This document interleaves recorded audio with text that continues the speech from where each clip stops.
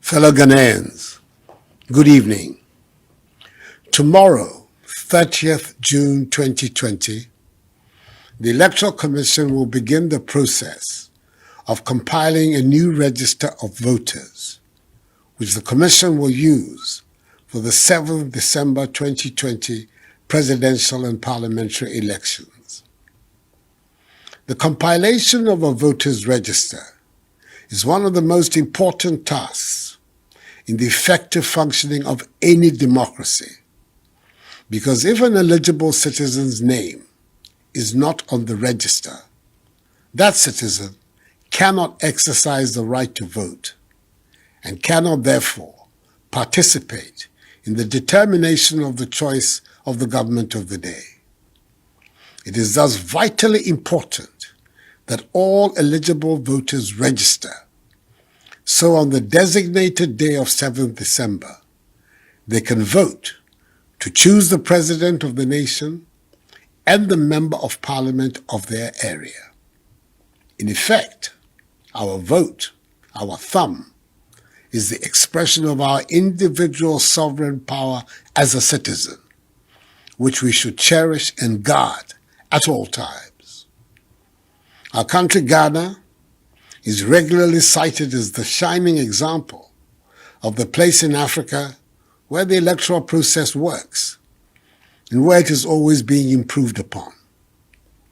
We have had 7 consecutive presidential and parliamentary elections, which has given us 5 presidents in the 27-year history of the Fourth Republic, with peaceful transfers of power from a governing to an opposition party on 3 separate occasions.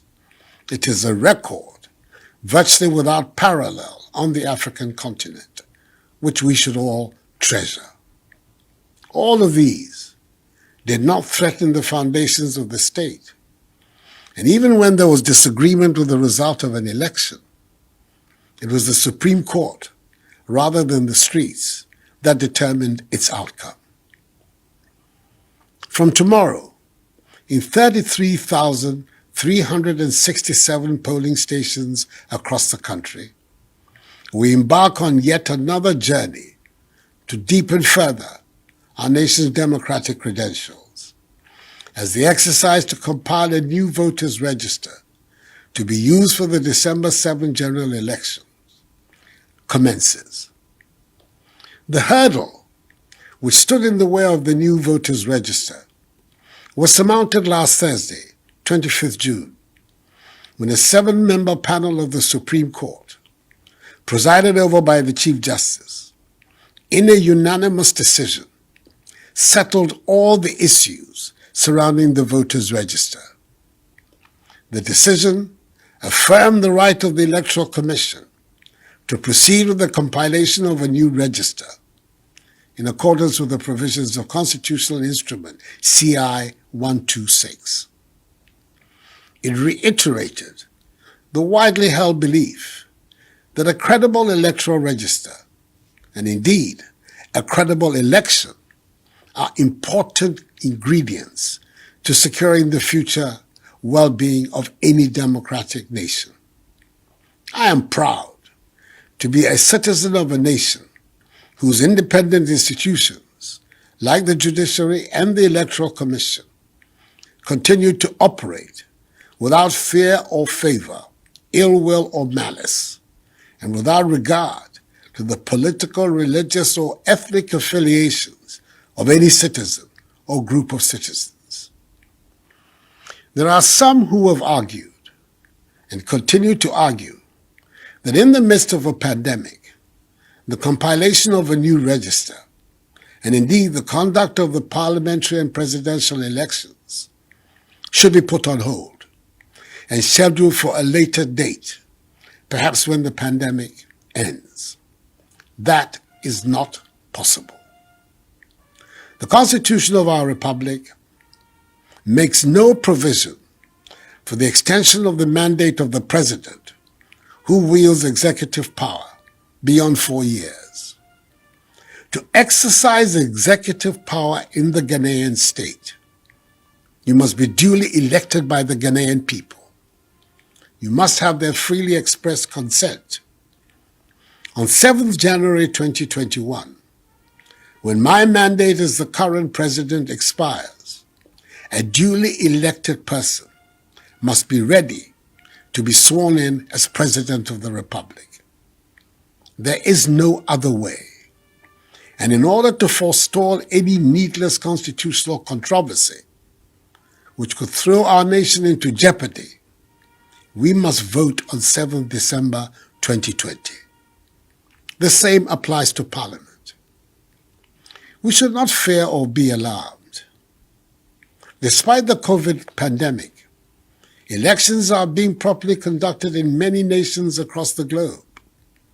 In Asia, we've witnessed the conduct of a successful election of South Korea in April, at the height of the pandemic in that country.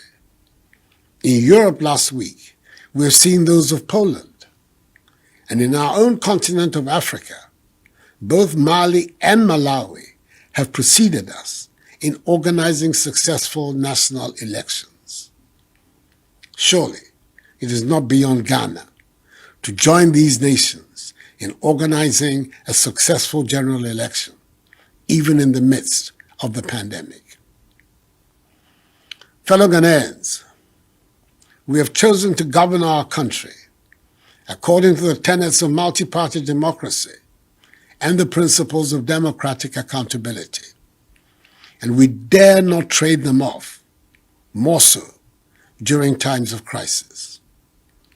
To guarantee the safety of all eligible Ghanaians at the 33,377 polling stations across the country, the Electoral Commission has put in place the necessary elaborate protocols as outlined earlier in the day by the chairperson of the Electoral Commission, Jean Mensa. All these protocols should be adhered to strictly. Additionally, I want to remind all Ghanaians that all the other protocols and restrictions, especially those dealing with large gatherings, must be adhered to and enforced at the polling stations at all times. So let us all abide by them and conduct ourselves in a manner befitting the image and status of Ghana. So I urge all eligible Ghanaians, I repeat, all eligible citizens, that is, Ghanaians of 18 years of age or above, and of sound mind, no matter what party they belong to, if any, to go out and register so that they can exercise their civic responsibilities on 7th December to elect a government of their choice in a free, fair, peaceful, and transparent election. Using your God-given and constitutional rights costs nothing, but staying home can come at a very steep price. The pandemic notwithstanding, we have to strengthen Ghanaian democracy. It must be our collective duty to ensure that we have a register that is fit for purpose in December, and we must all make sure that persons who do not meet the requirements as set out clearly in the Constitution do not find their names into the register. If you aid the registration of an ineligible person and you are caught, you will face the full rigors of the law. The election on 7th December must be a Ghanaian election, not a West African election, conducted with a register of Ghanaian voters. That is the only way the true will of the Ghanaian people can manifest. It is crucial that both the registration exercise and the electoral process itself be conducted in an atmosphere of peace and security, devoid of intimidation and violence. The Ghanaian people must go about the exercise of their civic duties in peace and in freedom. The security agencies have assured me that they have made adequate preparations for this and to guarantee the sanctity of the process. They have assured me of their determination to carry out their duties without fear or favor. Improper behavior by any citizen, no matter their political color, will not be tolerated. And I'm encouraged by the recent reassurance by the Inspector General of Police that police have been instructed to be even-handed in their response to issues. That is the only way the rule of law can be upheld. The long-standing deployment of security personnel, especially the military, along our borders is another dimension of this process of guaranteeing the peace of the nation. Fellow Ghanaians, it is no secret that our neighbor to the north, Burkina Faso, has in recent times been at the receiving end of a number of terrorist attacks, as has another neighbor, Côte d'Ivoire. To shore up our borders against such attacks and to defend our nation's territorial integrity, the armed forces, at least since I came into office, have been very proactive in engaging in operations to secure our borders and foil any potential terror attacks on our soil. Operations such as Conquered Fist and Kwandungu have been going along for some time, since 21st February 2019, to meet this objective. Deployments of soldiers in areas along our borders have been regular, and residents living in border towns will bear testimony to this. Again, in the fight against COVID-19, I took the decision on Saturday, the 21st of March, to close all our borders by land, air, and sea. To ensure substantial compliance with this directive and to assist personnel of the Immigration Service, our eastern, western, and northern borders were shored up by some personnel from the military. This development, for example, during the period of the 3-week lockdown of Accra, Temakaswa, and Kumasi, led to the arrest of some 5,000 persons along our borders who had entered our country illegally. Indeed, the first 6 recorded cases of COVID-19 in the Volta region, for example, were those of West African nationals who entered the country illegally. In total, 207 soldiers have been deployed along the borders of the Upper East region, 110 soldiers in the northern region, 102 in the northeast region, 98 in the Volta region, 72 in the Oti region, 69 in the Upper West region, 64 in Bruno region, 21 in Savannah region, and 14 in the Western region. Let me state, without any form of equivocation, that these deployments are not in any way intended to prevent Ghanaians from registering to vote in December. They are there for their express purpose, which is to guard our borders. That is the limit of their remit, and they would not be permitted to stay beyond that remit. I'm fully aware, like the military commanders, of the sensitivity of their deployments at this position in our history. And I'm confident that that sensitivity will be fully respected. I have no interest in disenfranchising any eligible Ghanaian from registering in tomorrow's exercise, nor am I interested in any improper machinations to win any election. I've spent my life fighting for free democratic institutions in our country, and I'll continue in that fight for the rest of my life. The idea of being a president who emerges from a rigged election is abhorrent to every fiber of my being.